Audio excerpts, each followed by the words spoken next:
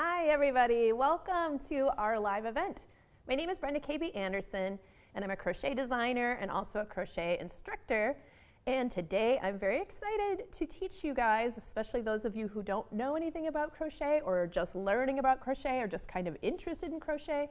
I want to kind of get you started on that path. I want to share some tips, some encouragement. I will be showing you the very bare bones of crochet also. And I am going to be focusing a lot on the questions you guys are putting into the chat box. So if you guys have questions, I am here for you. I want to answer those questions for you and help you guys out if you're having trouble or if you're stuck. But I do have a list of like the most common things that I'm asked.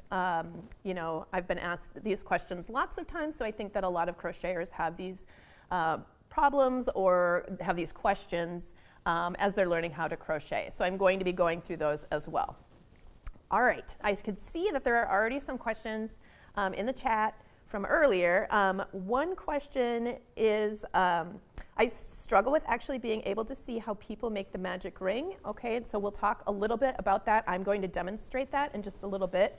I'll be demonstrating basically how to work back and forth and turned rows in single crochet, the very, very like building blocks of crochet. That's usually where people start out. I'll be teaching that, and I'll be teaching the magic ring and how to begin working in the circle, because I know, especially in the last like 5 to 10 years, the world of amigurumi has just exploded. If you don't know what amigurumi is, those are like crocheted stuffed toys, like this little guy here. And oftentimes amigurumi is made in the round, and you begin with the magic circle. And the magic circle is something that's a little tricky to learn. Once you learn how to do it, it's very easy to do, but it can be very hard to see. So I'll be showing everybody that. So I'm going to get back to your question in just a little bit. I did have another question about Lori is saying, my daughter's 11 and would like to learn how to crochet. I hope this event will take her from the very start. She has no experience. So Lori, two things. First of all, like I said, I'm going to be showing the very basics of crochet, so that will just get her started. But this whole live event is kind of centered around the 14-day Learn to Crochet series. So that's taught by me. That is like a series that's free. All you have to do is register. There should be a link in the description for that. But you just sign up, and then I show you, a different skill every day, and it's just like little small steps to build upon until you are able to explore other aspects of crochet. And there's tons and tons of both free and also there's paid content on the Creative Crochet Corner website. So feel free to look at that stuff, but there are lots and lots of free resources. If you're just starting out, you're not sure if you want to commit to paying anything, or you're just interested in learning to crochet, we've got tons and tons of resources for you as well on that website. All right, so I think, there was one more question that I heard.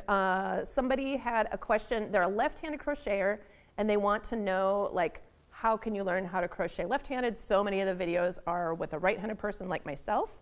And the trick is, if you're a left-handed person, if you flip your screen, if you're watching a video and you flip it horizontally, so you're watching a mirror image, or if you can't figure out how to do that on your computer, you can also just take a mirror and watch the program or the video in the mirror of your screen, so it will be mirrored, flipped.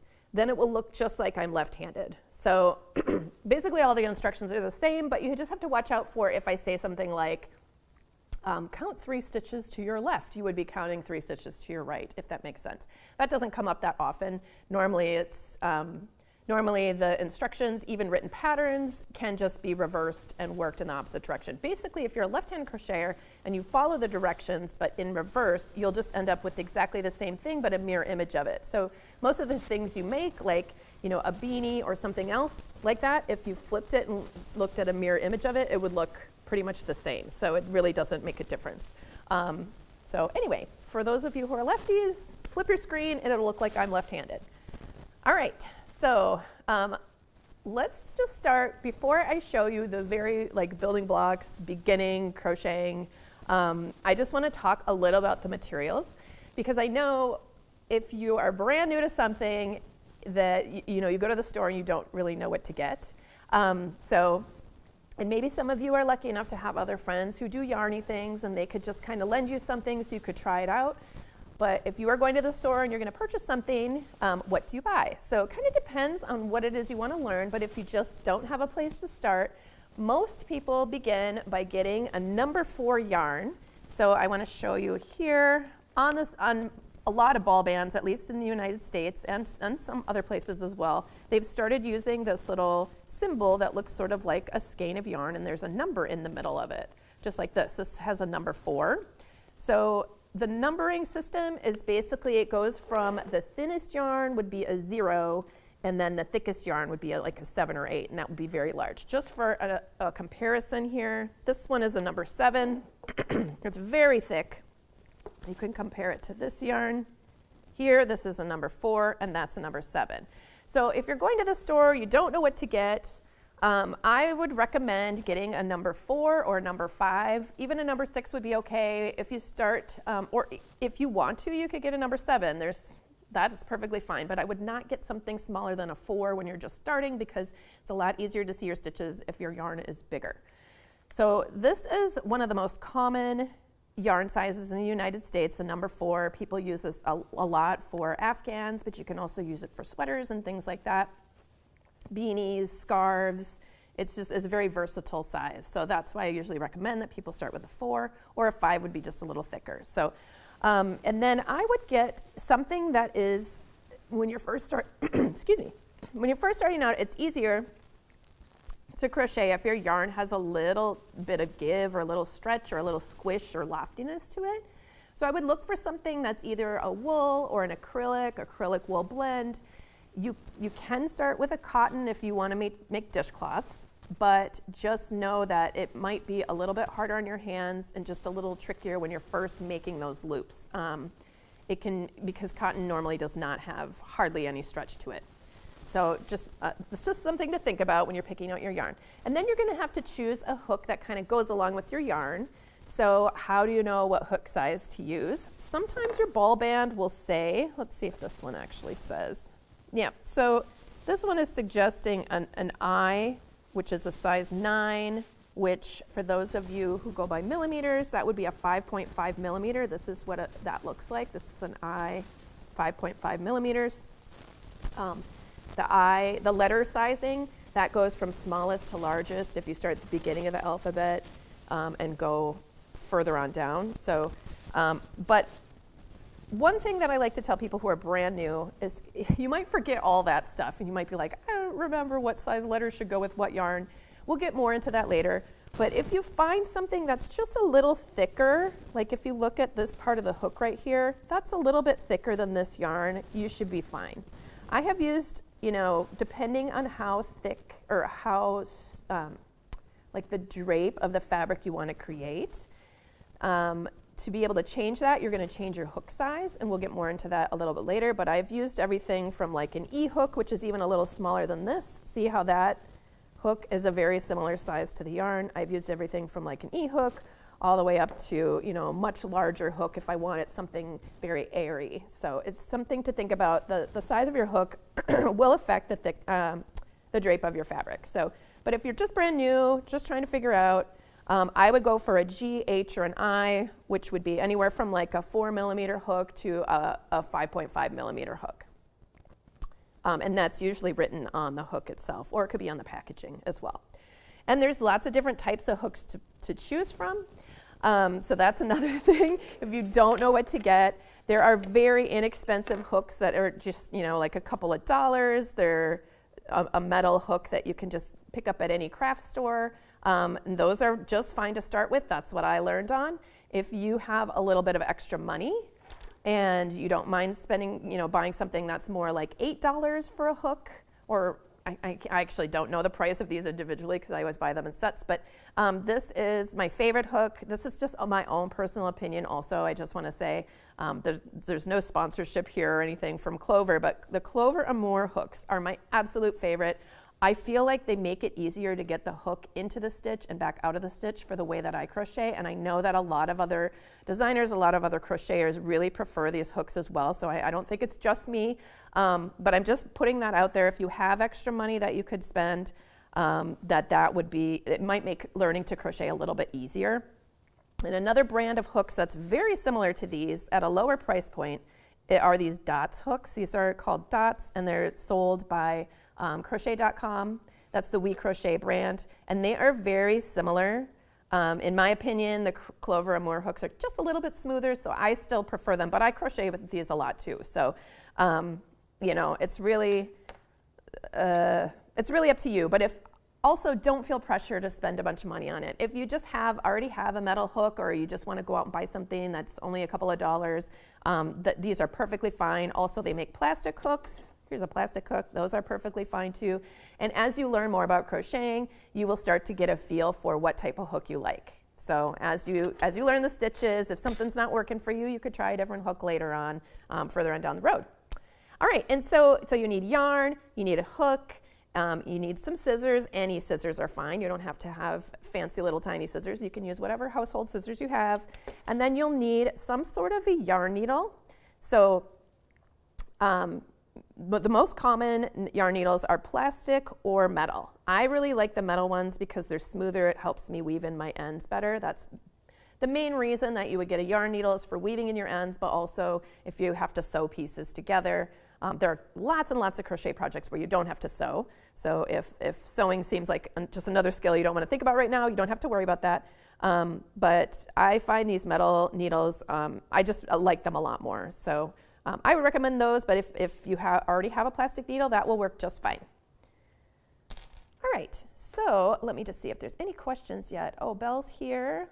Oh, you like my sweater, thank you. It is not homemade, but I like to call it sweater research. Sometimes I will thrift sweaters when I'm looking for different sweater shapes or necklines, or you know, just different constructions, and that way I can try them on if I'm thinking about designing something a certain way. Sometimes I will just go thrifting and look for sweaters that are kind of similar, and I'll wear them for a while, and then I'll design something not based on that, but like with an element or something of that, with a little bit of it just helps me kind of decide, do I like this, or do I just like this on other people, or do I just like this on paper? Anyway, so this was one of my research sweaters, as I like to call it. Okay, so back to the 14-day Learn to Crochet series. I just want to tell you guys a little bit more about that. So that has lots of lessons. It'll take you through all the basics of crochet, because we don't really have time in a 1-hour block for this live event for me to explain all the basics. So you know, if you're interested in learning, definitely sign up for that. In that series, you will, by the end of it, learn how to make this cowl that I have here, in case you're wondering what this is all about. I've got this very chunky cowl. It's made with a number 6 yarn, which is a pretty thick yarn, so it works up very quickly. And this helps you to practice all of the basic stitches, so single crochet, half double crochet, and treble crochet. And it's a very simple construction method. And then the other thing you will learn how to make is this beanie. So this is made in the round. So this is using those skills that you might use for amigurumi. So you would start at the top of your hat and work around and around and around. You'll be learning how to make increases, and increases just means you're making your piece larger with more stitches, so that helps you to shape things.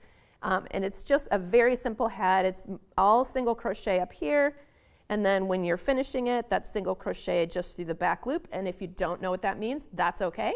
You will learn that in this class, and I will show you a little bit about that as well. But I just wanted to show you the 2 projects in case you were interested or wondering what these projects are doing here.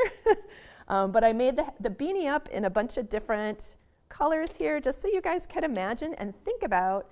One of the cool things that I really love about learning or knowing how to crochet is that you can tailor things to your tastes, you know, including color, sizing, you know, all kinds of things. All of a sudden, when you know how to do this skill, you know, you can really make something that's very you, or someone else. If you want to gift it to someone else, you have lots of great design choices that you can make. You can, of course, just follow exactly what somebody else has written out if you just like their design and you like the yarn they use and the color, and that's great too.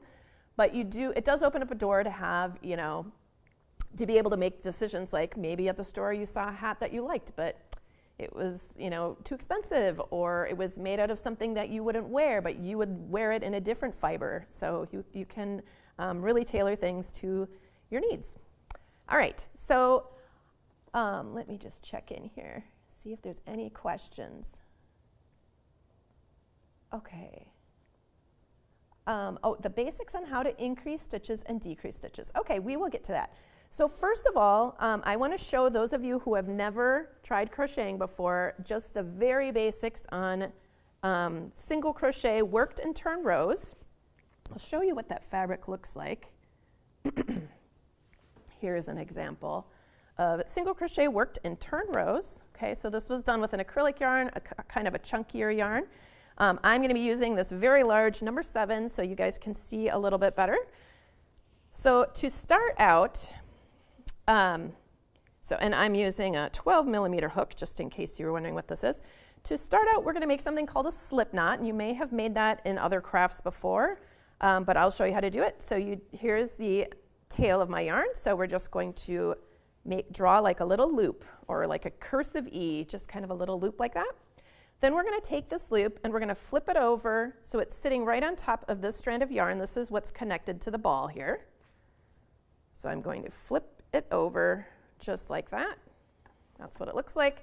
And now I'm going to take this strand right here in the middle and I'm going to put that on my hook like that. And I'm going to place my finger, you don't have to do it exactly like this, but I'm going to place my finger here where everything crosses so that I can kind of hold everything together, and I'll tighten that up.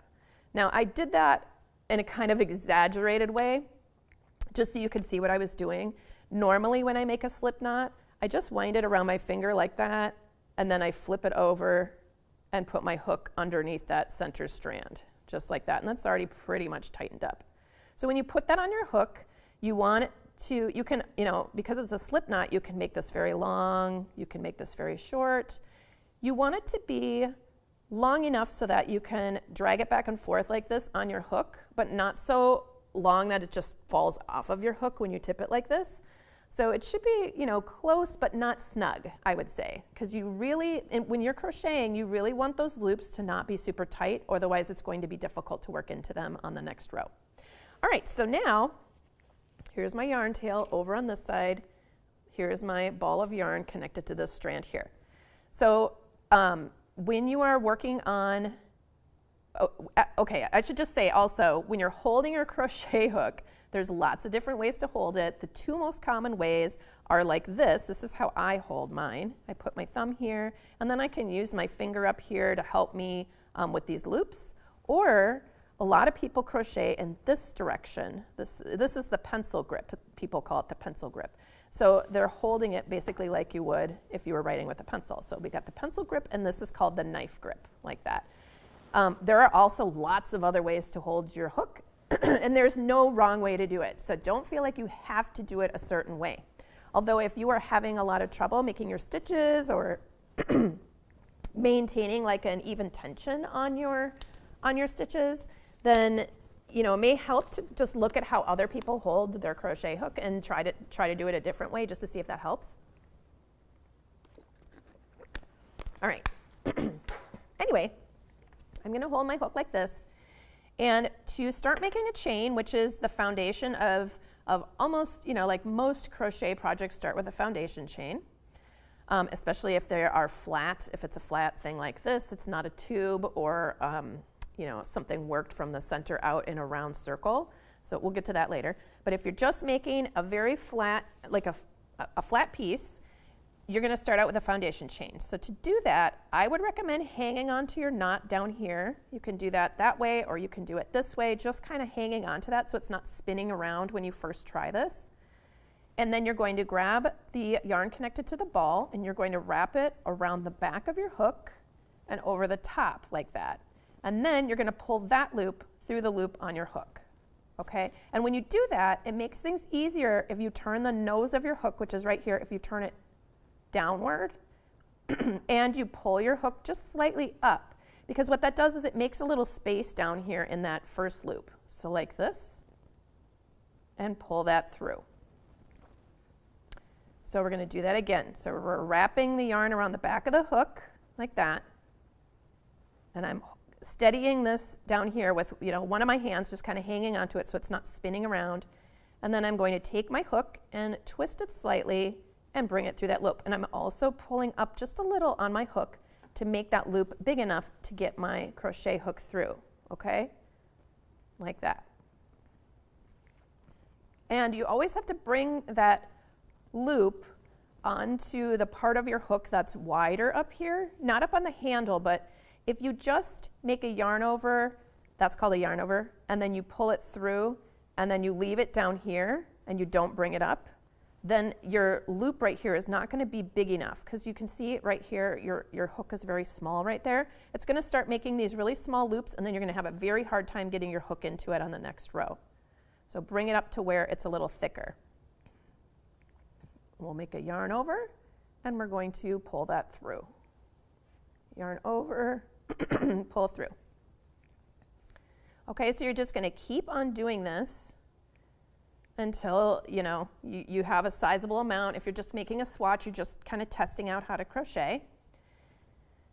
I'll do one more. And then we're going to do one additional chain. Like if this was the amount of stitches you wanted, you would make one more chain, which would be just like what we were doing. Those are called chains. We're going to pull that through, because that chain that we just made, that is going to count as a turning chain. And what a turning chain is just basically like a little ladder to get you up to the next row when we start working across. Just think about this as being a little ladder. And also I want to point out, there's always going to be a loop on your hook. We started out with the slip knot on our hook. This never counts as a stitch. So if you're counting up how many chains you have, don't count this one, because that's always, that is just sort of a freebie. You just think about this as just being part of your hook, not actually a stitch. Excuse me.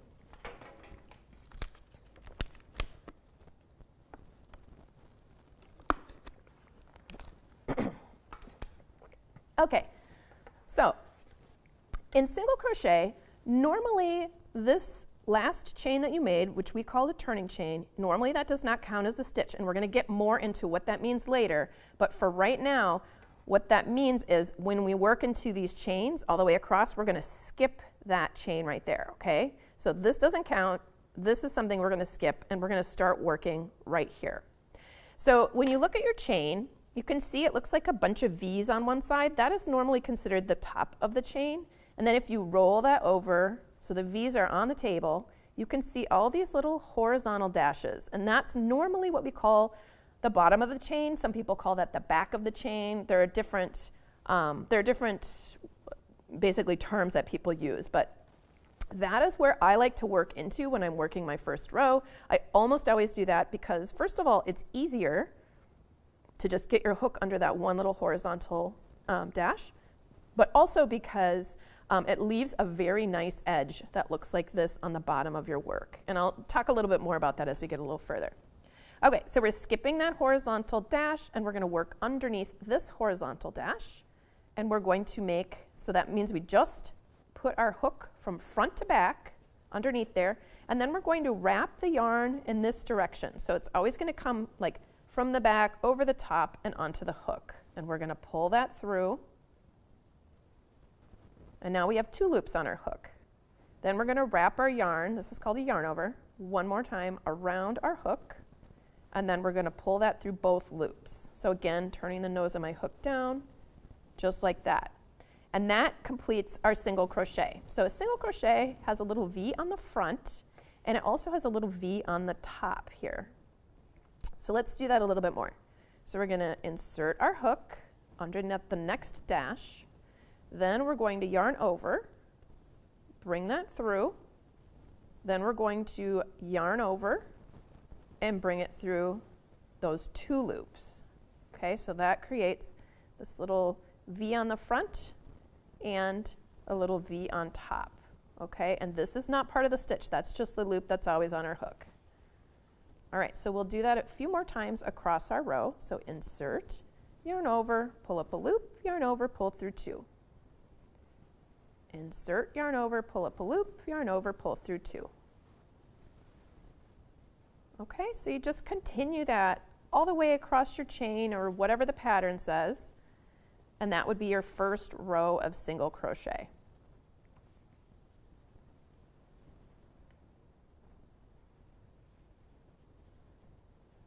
Just like that. Okay, that's what it looks like. And if you want to count your stitches, you can count the V's on the top of your work. So 1, 2, 3, 4, 5, 6, 7, 8. Okay, just like that. And there's that little turning chain on the side. That does not count as a stitch. We're not going to work into that. That's just kind of our little ladder to get up. If you are brand new to crocheting, I highly recommend getting stitch markers or safety pins or some way of marking things. So if you make that first stitch, right after you make it, you can put a stitch marker through the very top of the stitch, which is where that V is. Then when you're working your way across, you'll know that that is the last stitch you work into. It just makes things a little easier.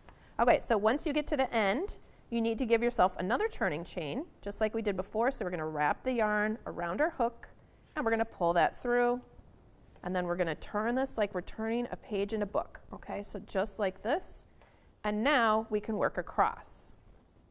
So you'll look for those little V's on top. Those are the places where you're going to insert your hook. You're going to go underneath both loops unless the pattern specifies otherwise. And this is the loop on our hook that doesn't count. This is our turning chain right here. So that's just a little ladder. That is not counting as a stitch. And then we're going to work across our row. Okay, so we're going to insert under those 2 loops, pull up a loop, and pull through 2. We're doing exactly the same thing we did on the previous row. Okay, so this is called a single crochet stitch. This is the usually the very first stitch most people learn when they're learning how to crochet. It's kind of known as like one of the very basic things that you can learn in crochet. And if you can do this, you can make all sorts of things. And here's our very last stitch. We had marked that, so we can work into that last stitch, just like that, making our single crochet. And then we would continue doing exactly the same thing. So you chain 1, turn your work, skip the turning chain, work into the stitch under both loops of that V, pull up a loop, yarn over, and pull through 2. Okay, and then you can mark that stitch because you just made it. It'll help you on the next row. And once you get to, I should have probably pulled that out when I stitched into it. As soon as you get to that stitch and you can recognize it, you can pull it out because you're going to replace it in the next first stitch of your row, and just work, back and forth and turn rows. And really, everything else kind of builds off of this. We are going to talk about crocheting in the round in just a second here. I'm going to just check in. Oh, okay. So quickly, before we move on from this, we have a question about increasing and decreasing. So there's all different kinds of increases and decreases, but the very basics of increasing means you're adding more stitches. So the very basics is if you were, you're stitching along, say we're working in single crochet here, we just did a stitch in here, but if we're making an increase there, we just put another stitch in the same exact spot. Okay, so that means now we have 2 here. And if we were going to, and so that we have more stitches, and eventually that's going to widen out and it's going to change the shape of our piece. And if you are doing a decrease, here, we'll move over here. I'll do a couple more stitches. Let's say you're doing a single crochet decrease. The basic single crochet decrease is you go in to the next stitch, yarn over, and you pull up a loop. Before you finish that, though, you go into the next stitch, yarn over, and pull up a loop. And then now you can yarn over and pull through all of those loops. And what that did was it took 2 stitches and made it into 1 stitch. That is kind of how most decreases are made, but it depends on the stitch that you're doing. So there could be all sorts of different ways to decrease. Oftentimes, and actually maybe I'll save this for when we start working in the round. No, I'll just do it right now. If you are doing an invisible decrease, this is something that's very common in amigurumi, but I also use it in all kinds of other patterns. If you're doing an invisible decrease, usually you will be instructed to put your hook underneath just the front loop of the next stitch and just the front loop of the following stitch, and you'll grab that yarn, pull through both of those, so you've already decreased them into 1 stitch, and then yarn over and pull through 2. And you can see what this is doing to my fabric. It's bringing it in because that's what's shaping it. We now have fewer stitches across than we did before, okay? So that's just basically the very basics of increasing and decreasing. But there's more information about that in the 14-day Learn to Crochet series. All right. So the next thing, here I'll just pull this out. Next thing I want to show you is how to make the magic loop. We had a question about that. This is something that is done many, many, many different ways. I will show you my favorite way to teach beginners because I feel like it's a little bit easier to understand it this way. But I also forgot to mention, for those of you who are not beginners, who are just kind of along for the ride and having some fun, or maybe getting some little tips, things you didn't know, if there are things that you think would really help beginners, please put those in the comments because we want them to have, everybody's good advice, okay? That would be really great. I always learn so much from you guys. And I've been doing this for a very long time. There's always new things that I didn't think of because, crowdsourcing is an amazing thing. Okay, so here again, we're gonna start this out in a very similar way to the slip knot. So here's the end of our yarn. This end is connected to the ball. So we're gonna draw that loop just like before, and we're gonna flip it over onto this strand just like before when we were making our slip knot, just like that. Then we're gonna put our hook underneath that center strand, and we're not gonna pull it tight. We're just gonna leave it like this. Now, we can make a yarn over and pull through. That's just basically making, chaining one, just like that. We're just pulling through that strand on the hook. And then we can start working here. But if we do one additional step, it will be much stronger. And that is to take, you guys see this circle right here? If you take that circle and twist it a half a turn, okay, so that's how it looks now. You just twist it like this. Then you can work over this double strand right here. And let's just say we were going to be working single crochets, so we can just insert, yarn over, pull up a loop, yarn over, and pull through two.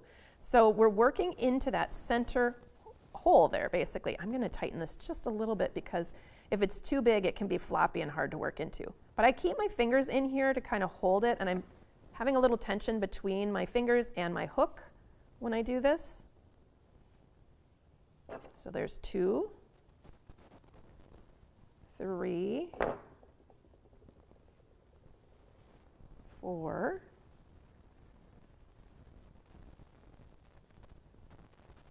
5, and 6. Normally, when you are starting out making a flat circle, if you're working in single crochet, normally you start with 6 stitches. There are some exceptions to that, but we won't get into that in this lesson because we have too much other stuff to learn. So now, if you look at this, there's like a little space between here. You could do something that's called a slip stitch join, or oftentimes in patterns it just says join. And what that means is you work into that very first stitch and you pull through like that, and that joins it together. And now you can continue working in the round. So normally when I do that, you can decide whether you want this to count as a stitch when you're working your way around, or if you don't want your slip stitch to count as a stitch, then your next stitch would be worked into that very same stitch where you did your slip stitch. Now, if this is getting confusing, we do have videos on the Creative Crochet Corner website about this. I did a whole video on help, why is my stitch count changing? And we're actually gonna get into a little bit of that here. One of the things that can happen when you're working in the round is you might be confused about where to put your next stitch. So we don't want to accidentally add more stitches. And when we did that slip stitch right just now into this stitch, if that counts as a stitch, we had 1, 2, 3, 4, 5, 6 stitches. But with that slip stitch, usually when you make a join, your slip stitch does not count as an extra stitch. You shouldn't be adding a stitch when it says to join. So what that means is either you can make your first stitch into this stitch right here. So I will chain 1 just to start as a turning chain and then work into this very first stitch. But what that means is this turning chain is not going to count as a stitch, and this is also not going to count as a stitch. So when you work your way around, your last stitch would be here. And this is kind of a large gap from here to join there. If you're doing this in a thinner yarn, it will be a lot less bulky looking, but still it's kind of a big space. So instead, if you wanted to, what you could do is you could skip that stitch and work into this stitch instead. And as you work your way around, this would be your last stitch. This is where we did that slip stitch join. So these are just things to think about, and if this just seems overwhelming, don't worry about this for now. Just kind of learn how to work in the round. My suggestion is to use a pattern or to just practice without doing joins. As soon as you start joining things, it starts to get confusing for people. And you need a little more knowledge in order to understand if you're adding stitches or not adding stitches. So this is my workaround when I'm teaching beginners how to work in the round. I almost always recommend, don't actually join your rounds. And what that looks like, so I just backed this up. Here, let me back it up a couple more times. Just one more stitch. Okay, so we're working our stitches around. Here's our 6th single crochet. Oh, and you guys, I kind of tightened this up a little bit without telling you. So this beginning yarn tail, the whole purpose of that is so that you can pull on that and get rid of that hole in the middle, right there. So that's what makes it magic. All right, so we've got our 6 single crochet stitches worked into that magic ring or magic loop or adjustable loop. It's called a bunch of different things. And this was the very first stitch that we made, so we're not going to join. We're just going to make a single crochet there, and we're going to start working our next round. Usually on round 2, if you're making a flat circle, you will put 2 single crochets into each stitch around. That's an increase. Here, I'm going to mark my very first stitch so you guys can see where that is. Mark that, and we're going to do 2 more. 1, 2, and 2 more in this stitch. We're just doing 2 in each stitch in order to make this circle lay pretty flat.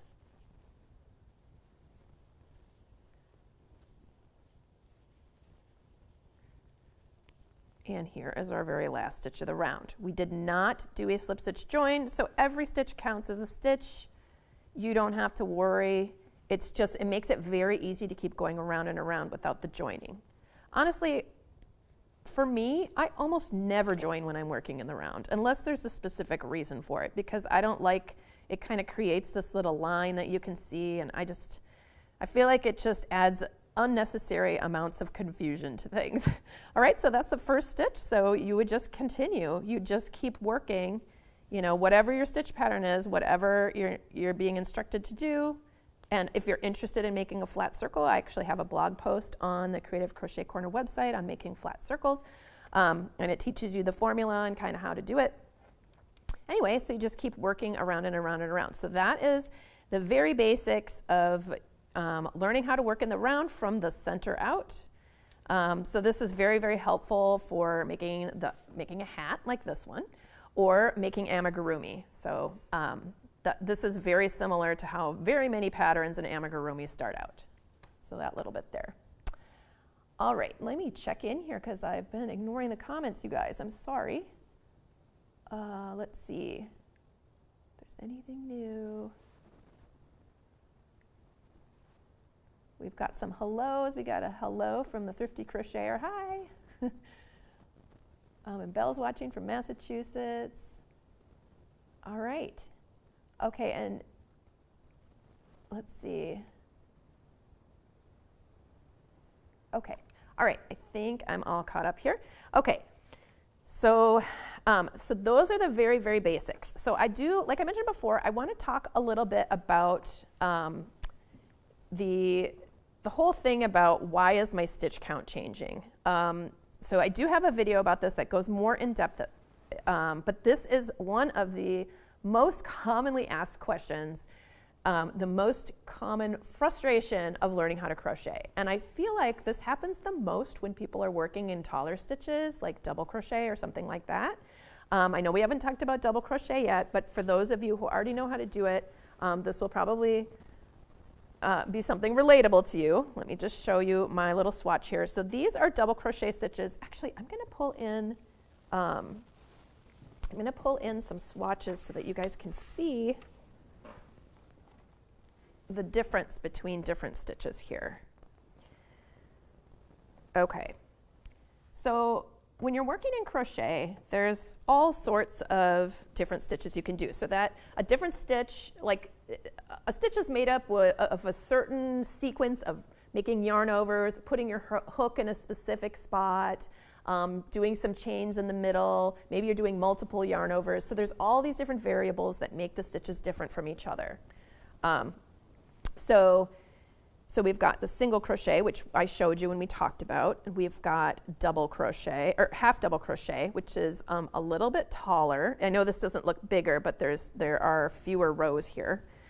And then there is double crochet, and you can see there's a difference between these fabrics, right? Like not just the texture, but you can also start to see this one's a little drapier. There's some holes between the stitches. These are taller stitches here. And then here we've got a treble crochet, even taller.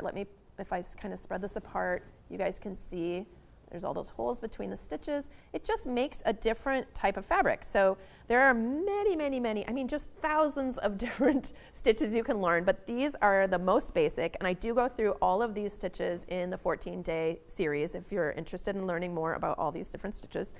But as you're working up taller stitches, like double crochet stitches or treble crochet stitches, oftentimes we come into problems with having the edges of your work doing weird things, especially if you're newer to crocheting. They might start to look like, these are maybe exaggerated examples, but it may start to look like this, or like this, or it could even look like this, okay? And what you're trying to make is this, right? Just a rectangle, but you're getting all these weird things happening. So this is something that I've heard, from a lot of people, that they have issues like, why is my stitch count changing? I'm losing stitches, I'm gaining stitches, I don't understand what's happening. The main thing that happens here has to do with the turning chain. So we talked a little bit about the turning chain when we talked about single crochet. But here, let me just start doing so this is, I'll do a few stitches so you can see how double crochets are made. So normally when I do a turning chain to my little ladder to get up to the next row, I will do 2 chains like this and then turn my work. So you have to do an extra chain when you're doing a double crochet, or some people use 3, some people even use 4. It's kind of personal preference and you'll see what works for you. And I actually do have a blog post about this, about how to get the edges of your double crochet or your taller stitches looking straighter. On the Creative Crochet Corner website, there's a blog post about that. But in case you're interested in that. But right now I'm just talking about like losing stitches or gaining stitches and having the shape change into some sort of a, surprise trapezoid. So when you're doing double crochet, you'll do a taller turning chain. And then you'll start working double crochet stitches across. So to do a double crochet, you'll yarn over, insert, yarn over, pull up a loop, yarn over, pull through 2, yarn over, pull through 2. But there's this thing that happens when you are using taller stitches. Sometimes we are told this, your turning chain will count as a stitch. So what that is telling you is that not only when you count up your stitches at the end of the row do you count that turning chain, but it's also telling you 2 things. If this turning chain is going to count as a stitch, that means we don't work into this stitch right here. So remember, we did 2 chains and then we turned. So this never counts as anything. We've got those 2 turning chains and then we turned. What that means is if this counts as a stitch, our first double crochet is not going to be here, not in this stitch, it's going to be here, because you have to think about this turning chain as coming out of this stitch right here. So if it counts as a stitch, then you hop over to that second stitch and you make your double crochet there. Okay? So then when you're counting it up, this counts as a double crochet and this counts as a double crochet. All right, so let me just get over to the other side here.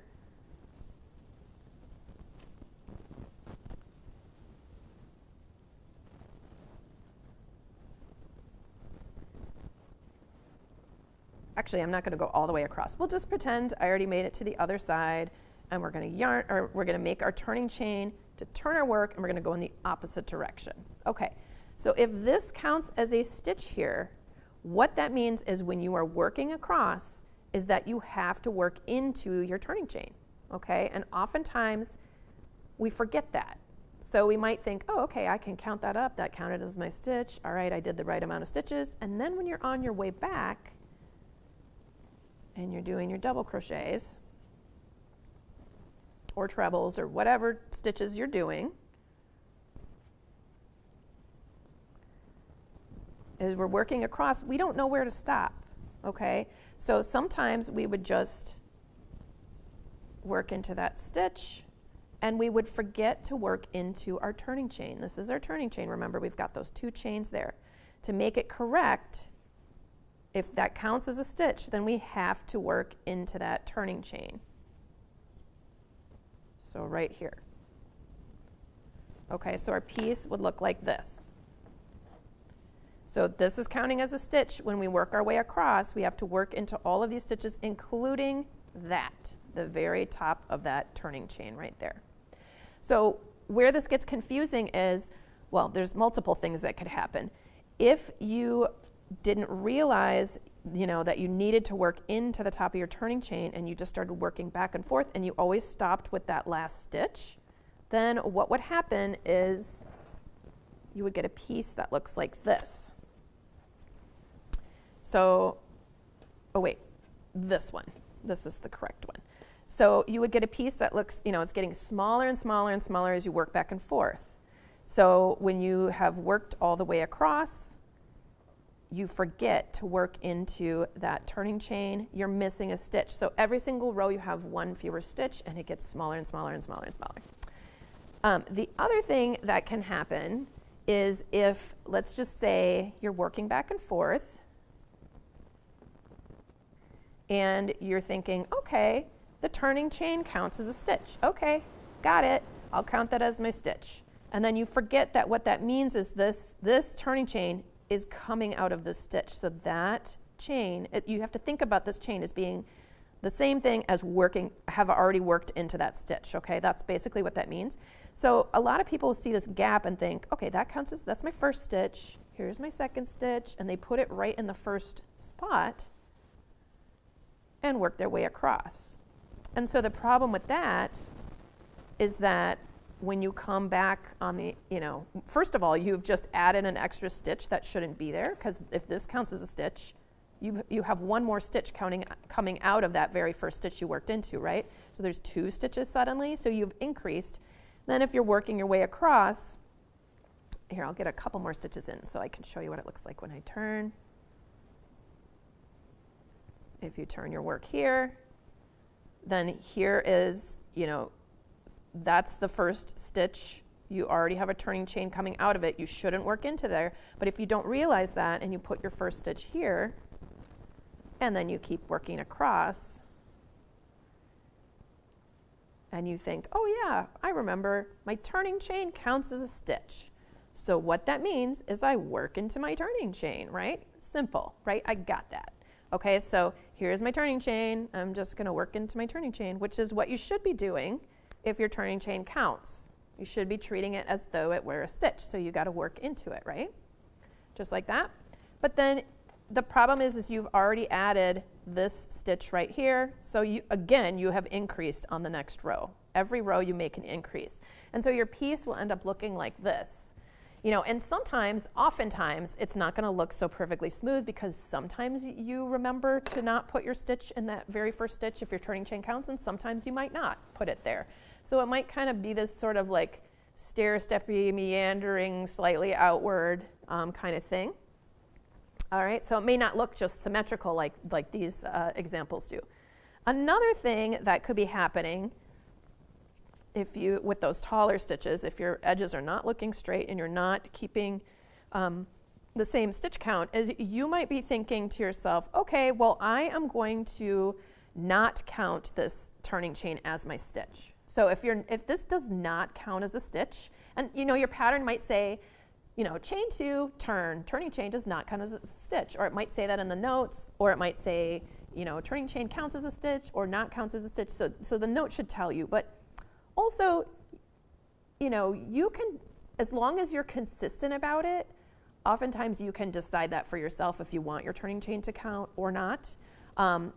At the beginning, while you're crocheting, just follow the directions because it'll make it simpler, especially if you set it aside and pick it up, you know, weeks later. You might forget that you changed that. So just follow the directions, but just know in the future, that is something that you could decide as well. Okay, so if your turning chain is not going to count as a stitch, so here's my turning chain, so those 2 chains are counting as my turning chain. If it doesn't count, that means I'm going to work into that very first stitch because we're just counting this as a ladder. This is not a stitch. So there's our first stitch right there. And as we make the stitch and pull through, you can see that V right on the top. That is the top of your stitch. That is going to be the last stitch that you work into on the following row. So you can put a stitch marker there. You're not going to work into the top of your turning chain here. Okay, so to maintain your stitch count, to do this correctly, if your turning chain does not count as a stitch, what that means is you place a stitch in the very first stitch that you have. You'll work across, you know, I'm just going to do my turning chain here just for the sake of time. I'm going to turn my work. Again, there's my turning chain, 1, 2. Those are both my turning chains. It counts as a turning chain, but that doesn't count as a stitch. So my first stitch would be here, okay, right at the base of that turning chain. So that's my first stitch. And then as you work your way across, you can get to your very last stitch. And look, it's marked. So we're going to work into that very last stitch. I'll pull that stitch marker out. And you would not work into your turning chain, which is right here. Okay, so sometimes we get confused because it looks like a V. If it doesn't count as a stitch, don't work into your turning chain. If it does count as a stitch, then you need to work into your turning chain. I hope this is making sense. But there is a video on the Creative Crochet Corner website explaining this a lot more in depth. But this is one of the main issues that happens when people are learning how to crochet, especially when they get into those taller stitches, because it gets a little more confusing about where your first stitch is when you have those long stitches. It can get, and also some patterns will say this counts as a stitch. But if you don't know really what that means, besides counting up all your stitches across the row, if you don't know that that means then you don't work into that first stitch, then everything is going to get off by a stitch on every single row. Okay, Bookkeeper 73 says that's some huge yarn and hook. Yeah, I brought this on, specifically today just so that it would make things a little bit more clear, so you can really see the stitches. Let's see. Oh, and Bookkeeper 73 says, this is how I made an apron instead of a blanket one time. I wasn't watching what I was doing. Oh, that's pretty funny. Yeah, we've all done, I haven't made an apron when I was trying to make a blanket, but I've made plenty of crochet mistakes. Okay. All right, so let me just look at my notes for a second here. Oh, I wanted to mention too that when you are making your stitches, it really, really helps, especially when you're first learning, to just crochet really slowly and watch what you're doing. So I know that seems ridiculous. You're going to be like, yes, I know. Of course I'm going to be watching what I'm doing. But for example, when you're making your turning chain, you can actually watch that chain form. This never counts as a stitch. And you can watch those V's form, and you can recognize those as your turning chain, as your if you're actually slowing it down enough, you can see, okay, there's one turning chain, there's the next turning chain, there's the loop on my hook. And when you're making those stitches, when you work into that stitch, you can see what's happening when you yarn over, pull through on your loop, and then when you start getting the loops off your hook, you can see, oh, that happens when I do a double crochet. It kind of gets that slant and that little stitch that points down. And look at where that's anchored, and you'll be able to start seeing that is where I put my stitches. Okay, this, if you look at the V, you can look where you're putting the hook. You can look at it from the front, from the back. Like just, I know this seems very silly, but the more you understand how all those loops are made and what they actually look like, the more you can start identifying and picking out separate stitches, which is very helpful. So here's the second half of my double crochet. When you do that, if you're looking at it, You can see the V that you just made on top. That is the top of your stitch. And then you can see these kind of two little legs here. Then there's a sort of slanted, sort of diagonal, almost horizontal part of the stitch right there. And then these two little legs down here. So this is all part of your double crochet. And when you look at something in crochet, the front always looks different than the back. I mean, almost always. There's a couple little tiny exceptions, but for the most part, the front and the back are going to look different. So if you turn this over and look at that stitch, the back looks completely different, and it's hard, maybe a little harder to recognize because, or at least maybe for me it is, because I'm always watching from the front side when I'm making those stitches to see where the loops are. And I know there's the first yarn over, and then we do the second one, or pull through and then pull through. It's creating these little horizontal lines here. That will make it a recognizable stitch to you. You'll be able to pick them out and you can see them later, you know, when you're, so this is the back of the stitch, so it's a little confusing, but if we go down one more row, you can see that stitch here, and the top of the stitch is being covered up by this next stitch here. So basically, to sum up this whole situation, what I want you to do when you're first starting out, especially if you're having trouble counting your stitches or having trouble counting your rows, just really slow it down and look at how all those little things are building up as you're doing the motions of making that stitch. Then you can really recognize, oh, there's my double crochet right there. It's going into this stitch. I need to put another stitch right here into the next one. You can see where the last stitch you worked into was, because that is another thing. People, when you aren't paying attention and you work your stitch, you might be like, you know, especially if it's over here, you might think, oh, I'll just put my next stitch right there. And then you've accidentally increased because you've already worked into that. So it's very helpful to just kind of understand the anatomy of all the different stitches and what they look like as you're making them. And when you're counting your stitches, you know, oftentimes if you're following a pattern, it'll have some written instructions, how many stitches, and you can keep track of if you have the right amount of stitches. Also, if you're making something like a blanket or a scarf, we're just working back and forth. If you know how many stitches you started off with, then later on you can check and see if you're accidentally dropping stitches. That can help you figure out if something is going wrong. So in order to count your stitches, you would look at those V's at the top of your work. Here, let me just do a couple more so you can see a little bit better. Okay, so there's a stitch, there's a stitch, there's a stitch, there's a stitch, and this little thing right here, because I was not counting my turning chain as a stitch, that was not counting, this does not count as a stitch. However, if your turning chain does count as a stitch, you can kind of move it. It wants to twist, but you can see that there are still 2 loops here, and that would be a place to work into if you were working into your turning chain, and that, in that case, it would count as a stitch. I hope this is making sense.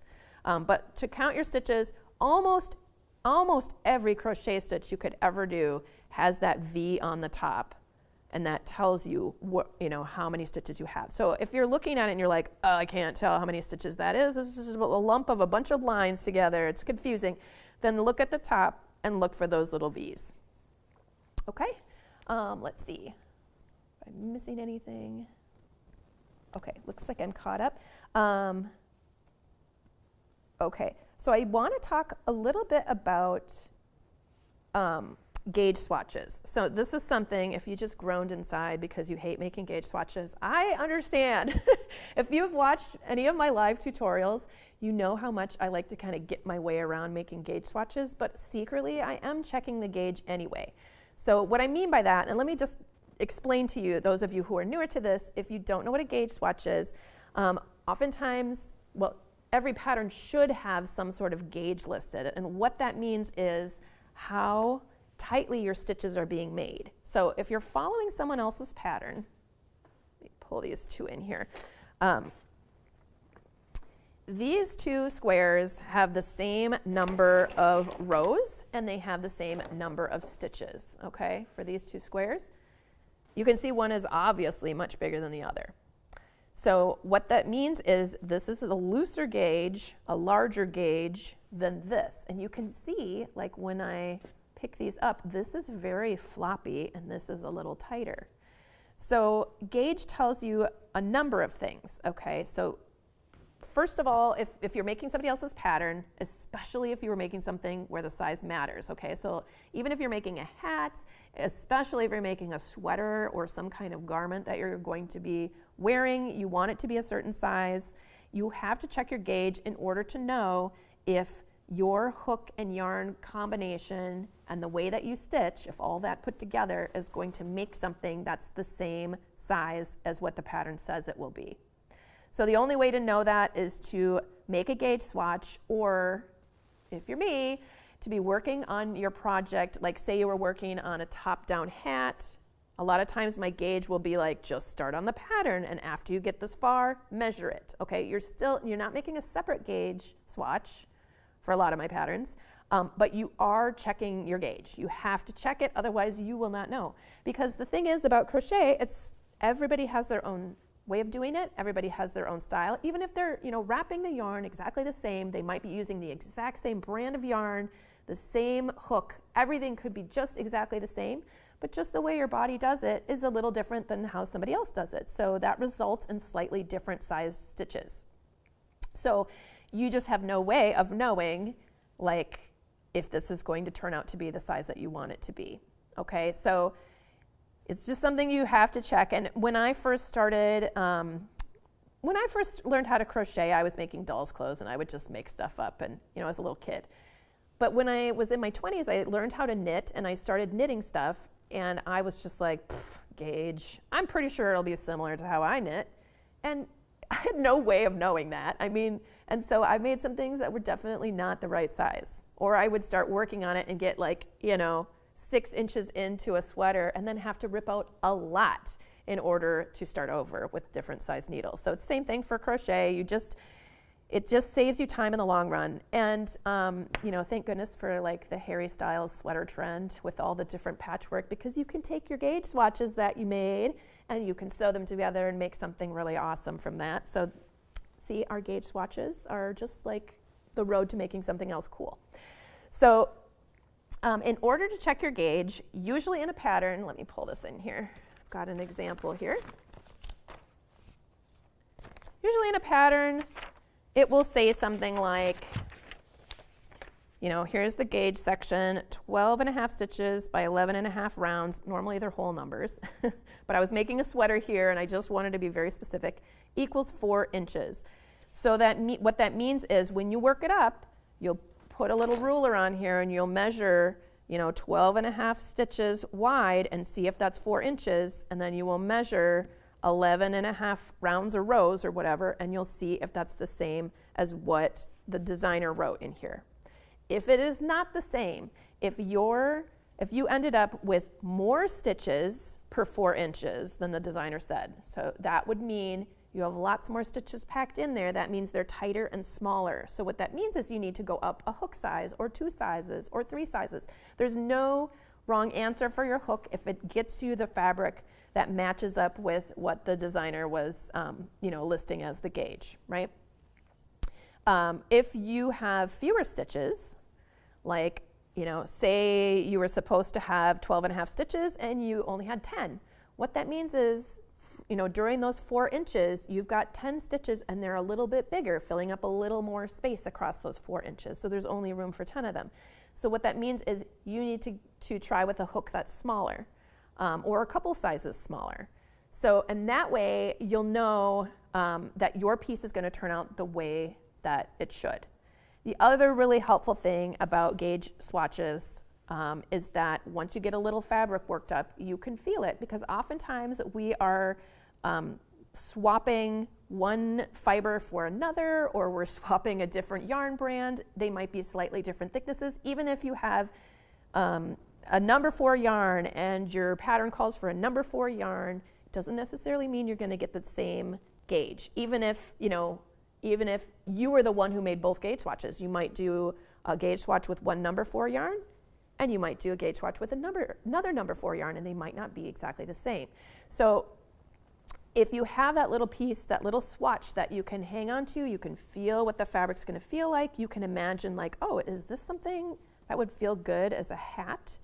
I don't know, it might be too stiff. you know. So it gives you more information about how your project is going to turn out instead of just making the whole thing and then just, you know, being frustrated because it doesn't drape the way you want it to, or there's holes in between your stitches and it's letting the wind through and you don't like that in a hat.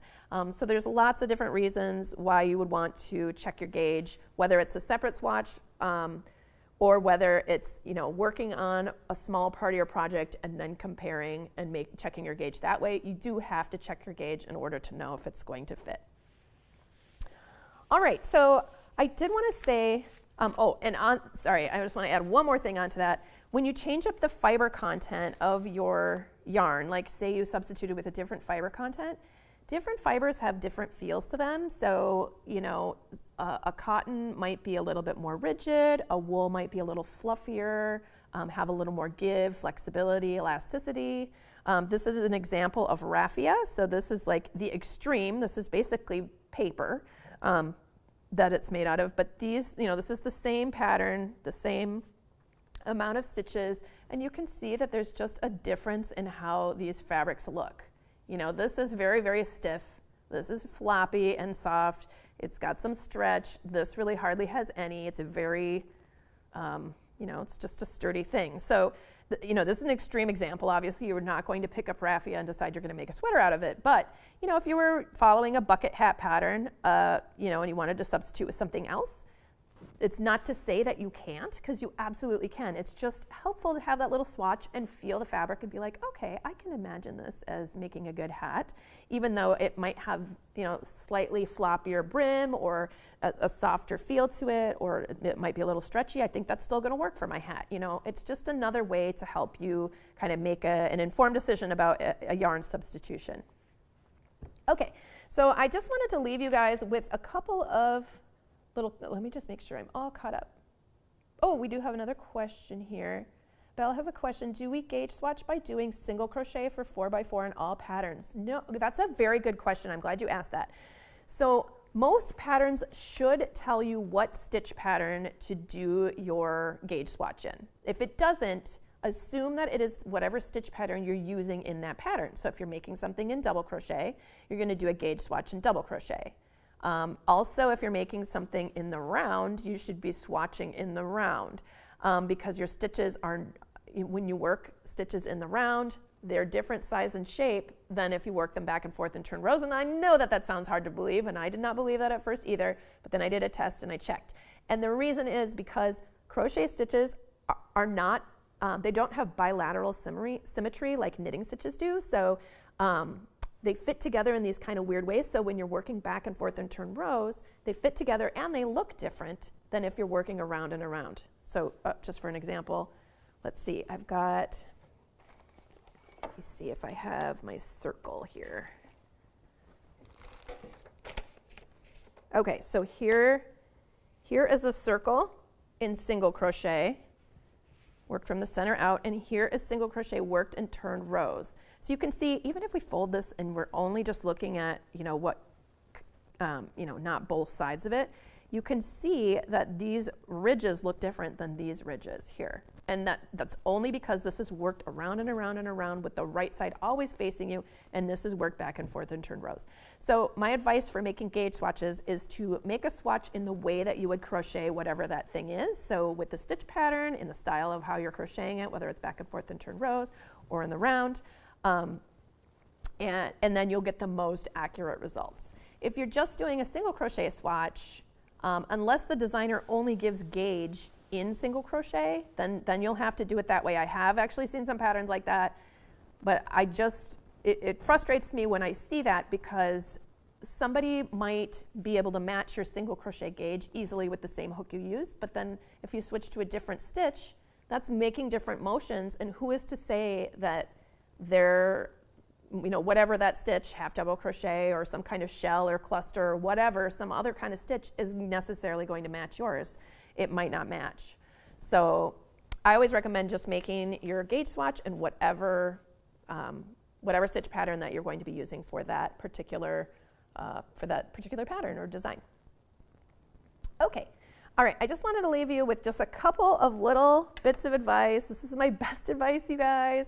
I don't want, if you have never crocheted before and you're just nervous to try, just know that you can always undo your stitches. Unlike sewing, when you cut out a piece of something, you've cut into the fabric, oh no, you can't, you could patch it. There are other things you can do. You can cut something smaller out of that piece that you already cut out.